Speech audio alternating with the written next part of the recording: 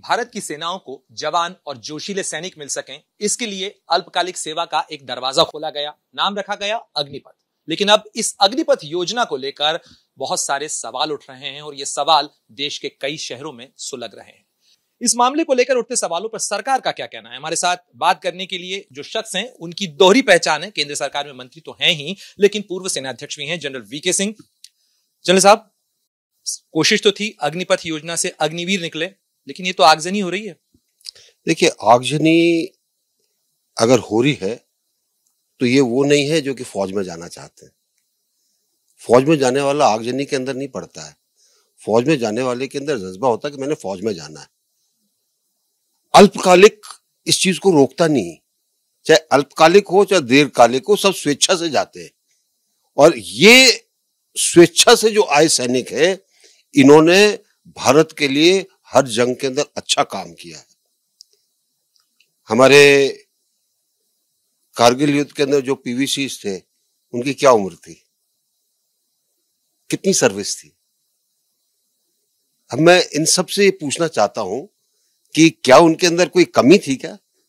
बहुत से लोग, खासकर हमारे विपक्ष के नेतागण, बड़े बड़े सवाल कर रहे हैं कि जी क्या होगा, 21 साल मैच्योर नहीं होता। वो मैच्योर कब होगा? 100 साल का होकर वो मैच्योर होगा। भारत की सेना एक युवा प्रणाली चाहती है। बहुत चीजें इसके बारे में पहले कोशिश की गई है। एक बात जो हमेशा हम सुनते थे और जिसके बारे में बात करते थे, वो था लेटरल इंडक्शन।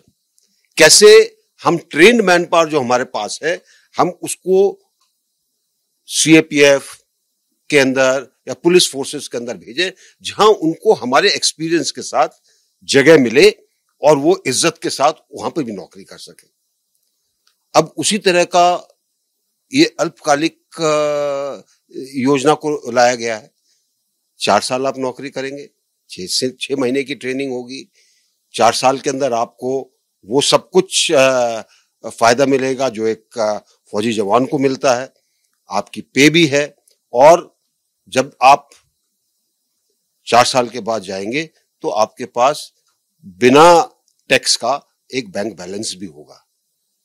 चलो वीके, लेकिन कहा यह जा रहा है कि जो समझाइश की मीठी गोली आप दे रहे हैं, इसके अंदर दरअसल कड़वी दवाई है, क्योंकि सरकार अपना पेंशन का बिल कम करना चाहती है, या सरकार पेंशनेबल जो सर्विस है वो हटा लेना चाहती है, क्योंकि ये दरवाजा जो है वो अल्पकालिक सेवा खोलेगा, जिसमें 75% लोग जो हैं वो 4 साल के लिए आएंगे और चले जाएंगे। देखिए, ये समस्या हमारे शॉर्ट सर्विस कमीशन में भी थी, ये समस्या हमारे इमरजेंसी कमीशन ऑफिसर्स में भी थी। उन्होंने तो कोई आगजनी नहीं की। उन्होंने नहीं कहा, क्या किसी ने उनका केस, जैसे अब विपक्ष के अंदर लड़ रहे हैं लोग बाग, क्या उन्होंने कभी उनके बारे में सोचा? तो अल्पकालिक सेवाएं अलग अलग समय पर भारतीय सेना में आती रही हैं। भारतीय सेना उसे कभी कमजोर नहीं हुई। ये चीज जरूरी है समझनी। और अभी स्कीम आई है, शुरू होगी, बीच के अंदर लगेगा कि इसमें कोई कोर्स करेक्शन करना चाहिए, कोर्स करेक्शन भी होगा। लेकिन अभी से हम उसका एक हवा बना लें, जो कि मैं देख रहा हूं कि विपक्ष के नेता उसको बनाने की कोशिश कर रहे हैं, तो वो ठीक नहीं है। और देखिए, हरियाणा ने, उत्तर प्रदेश ने, हमारे गृह मंत्रालय ने पहले ही कहा है कि हम वरीयता के लिए, प्राथमिकता के लिए, जो यहां से जो ट्रेन्ड मैन पावर आएगा उसको हम प्राथमिकता देंगे। तो जितने ये प्रदेश के अंदर और जितने ये विपक्ष के लोग हैं, क्या अपने स्टेट्स में करा लें? अगर इतना इनके अंदर जज्बा है, इतना प्रेम है, अब तक तो बहुत से लोगों का सेना के प्रति प्रेम नहीं था, लेकिन अगर है इनके अंदर इतना प्रेम, तो क्या अपने स्टेट में नहीं करा सकते? आज रात को अनाउंस कराइए ना, देखिए क्या रहता है उसके बाद। तो यानी आप कहेंगे कि बिहार, राजस्थान या अन्य राज्यों में जहां ये तस्वीरें आ रही हैं, वो राज्य अनाउंस करें? बिल्कुल अनाउंस करें। अगर देखिए, मैं सचिन पायलट जी से पूछना चाहूंगा, आप तो टीए के अंदर गए, टीए के अंदर क्या पेंशन होती है क्या? नहीं होती। आप जितने टाइम के लिए एनरोल होते हैं उतनी आपको तनख्वाह मिलती है, उसके बाद आप अपना काम करते हो। जब आपको एम्बॉडी कर लिया जाता है तो आप लंबे टाइम के लिए, तो आपकी नौकरी सुरक्षित रहती है। तो हम अब क्या कहना चाह रहे हैं? तो हमारी भारत के अंदर ही बहुत सी चीजें ऐसी जो इस अल्पकालिक सेवा की जो योजना है उसके साथ मेल खाती है। हम इसके अंदर जबरदस्ती अब नुक्स ढूंढने में लग गए, क्योंकि अग्निवीर का नाम दिया तो हम इसको बोलना चाहते हैं। जिन्होंने कभी फौज देखी नहीं, जिनको फौज के बारे में पता नहीं, वो बड़े बड़े ट्वीट करते हैं। राहुल गांधी ने ट्वीट किया, उन्होंने कहा कि 2 साल से फौज में रिक्रूटमेंट नहीं हुआ, कोई स्टेबिलिटी आप नहीं दे रहे हैं और ये युवाओं के संयम की अग्नि परीक्षा है। मैं जो उनकी भाषा उनकी भाषा है नहीं, लेकिन उसको दाद देता हूं। लेकिन इसके अंदर तथ्य क्या है? 2 साल क्यों नहीं हुई भर्ती? कोरोना का कारण था, इसलिए भर्ती नहीं हुई। नई योजना आई है, इसके अंदर क्या कमी आपको दिखाई दे रही है? या तो आपने समझा नहीं, और वो तो एक और परीक्षा दे रहे हैं, पहले उस परीक्षा में तो पास हो जाएं। लेकिन जनरल सिंह, ये सवाल उठाया जा रहा है कि इसमें युवाओं जो इतने समय से कोशिश कर रहे थे, खासतौर पर जो युवा आपको इस समय देख रहे हैं स्क्रीन पे, उनको आप क्या कहना चाहेंगे? क्योंकि ये सवाल उनकी चिंता से, उनके भविष्य से जुड़ा हुआ है। देखिए, मैं उनकी चिंता समझता हूं। मैं उनको सिर्फ एक ही चीज कहना चाहूंगा, नई स्कीम आई है, नई स्कीम का फायदा उठाइए, मन लगाकर वहां पर काम करिए, और मुझे पूरी आशा है कि आप स्थायी रूप से सेना के अंदर रहेंगे। अगर आपका मन नहीं है, आप सिर्फ इसलिए जाना चाहते हैं कि हाँ जी मैं हाजिरी लगा दूं सेना में और फिर आगे चलता रहूं, तो सेना आपके लिए नहीं है। आप सेना के अंदर अगर उत्सुक हैं जाने के लिए, तो ये आगजनी और ये उपद्रव नहीं चलेगा। हम तो उन लोगों को चाहते हैं जिनमें जज्बा हो, जिनमें डिसिप्लिन हो, जिसको हम और अच्छा कर सकें। आप अगर कमांड की पोजीशन पे होते तो इन युवाओं को लेते नौकरी पे? उपद्रवियों को? अब मुझे ये भी नहीं पता कि इसमें से कितने युवा ऐसे जो कि अग्निवीर वाली एज लिमिट के अंदर, मुझे ये भी नहीं पता। कुछ जब तस्वीरें देखते हैं तो कुछ युवा दिखाई देते हैं, कुछ दूसरे दिखाई देते हैं, और युवाओं के लिए सेना का दरवाजा हमेशा खुला रहता है। अब एक और आपको एंट्री मिल रही है, उसको इस्तेमाल करिए, और आपको स्वेच्छा से जाना है, हम आपको फोर्स नहीं करेंगे। हमारे यहां कंपल्सरी मिलिट्री सर्विस का प्रावधान नहीं है, तो आप जाइए और आप नौकरी करिए। आपको उसके बाद अगर अच्छा लगता है तो आप उसमें मेहनत करिए, ताकि आप उसमें परमानेंट रह सकें। लेकिन अभी आपने कहा कि जो लोग आगजनी कर रहे हैं वो फौज के लायक नहीं हो सकते। बिल्कुल नहीं। मुझे एक चीज बताइए, आगजनी करने वाले पूरे तैयार होकर गए होंगे, उनको वहां पर तेल तो नहीं मिला होगा पड़ा हुआ, कि ट्रेन के अंदर तेल रखा हुआ था पहले से, जाके वो उन्होंने आग लगाई और ट्रेन जलने लग गई। तो तैयारी करके गया ना, तो मानसिकता क्या है उसकी? वो तो उसको उकसा के उसको बताकर भेजा गया है कि ये करो। किसने उकसाया? मैं इसमें विपक्षी पार्टियों को दोष दूंगा, सब विपक्षी पार्टियों को दोष दूंगा, क्योंकि इसमें जो सुर दिखाई दे रहा है, सिर्फ विपक्षियों का सुर दिखाई दे रहा है।